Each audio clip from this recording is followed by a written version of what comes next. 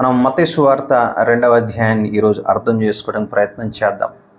ఈ మత్తయి సువార్త 2వ అధ్యాయం అర్థం చేసుకోవడానికి 4 ముక్కల్లో నేను మీకు చెప్తాను, జాగ్రత్తగా వినండి. 1 జ్ఞానుల రాక, 2 హేరోదు కాక, 3 ఐగుప్తుకు పోక, 4 ఇశ్రాయేల్కి తిరిగి రాక. జ్ఞానుల రాక, హేరోదు కాక, ఐగుప్తుకు పోక, తిరిగి ఇశ్రాయేలుకు రాక.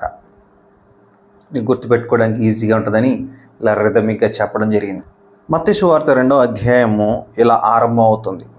రాజైన హేరోదు దినములందు యూదయా దేశపు బెత్లెహేములో యేసు పుట్టిన పిమ్మట.